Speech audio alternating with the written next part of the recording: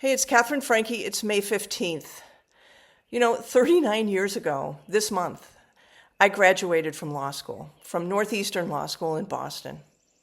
It was 1986, and the AIDS epidemic was just horrible. It was structuring our lives, all of our lives, at that time. My best friend, Michael, my best friend in law school, his boyfriend died our third year of law school from HIV. And Michael died a year later. When I was elected to be the class speaker at our graduation from law school, I knew I had to talk about AIDS. It was the defining human rights horror of our generation. And so this morning I went down and I found that speech, the speech I gave at graduation. It's a handwritten speech. We didn't really have computers 39 years ago. And I talked to my class about what the AIDS epidemic and the failure of our society to deal with AIDS meant to us as a generation. Here we are 39 years later, and there is a new horror that is human rights horror that is defining our generation. And the students who were being elected to speak at their graduations this month are also feeling moved, as I did, to speak to what's going on in Palestine, the genocide in Palestine, just as I felt I had to speak to the AIDS epidemic and the horrors of that, really a genocide for a generation. So yesterday, Logan Ruzzo from NYU gave the graduation speech at Gallatin, not the speech that he had approved by the college. And this is the speech. It is appropriate to say in this time and to a group this large,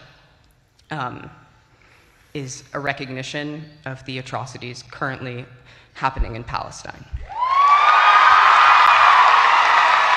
The genocide currently occurring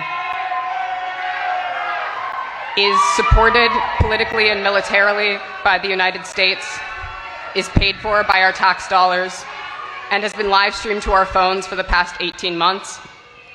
And that I do not wish to speak only to my own politics today, but to speak for all people of conscience, all people who feel the moral injury of this atrocity.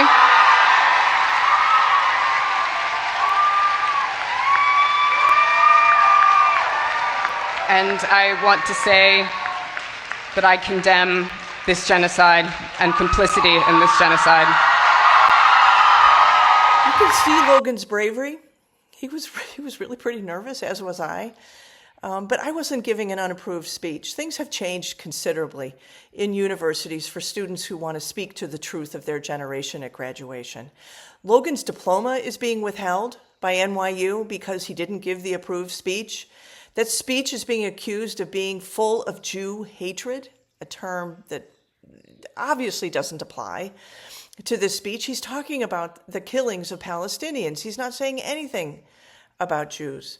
And then we just received at Columbia today a notice from the Public Affairs Office alerting deans to disruptions at graduation, and they cite Logan's speech as an unfortunate incident that occurred at NYU, and that this is as this notice says, a strong reminder that you should feel confident in your class day speakers and that expectations have been properly set regarding appropriate conduct. So they're ready to punish Columbia students and students across the country who actually take the graduation moment as an opportunity to speak to the genocide in Palestine.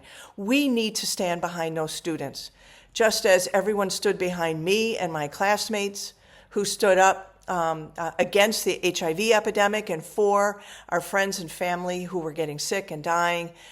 We need to stand up today for friends, family, and strangers who were sick and being killed in Gaza. And I applaud Logan for his bravery, and I applaud all of the students who are using this opportunity to bear witness to the defining human rights atrocity of their own generation.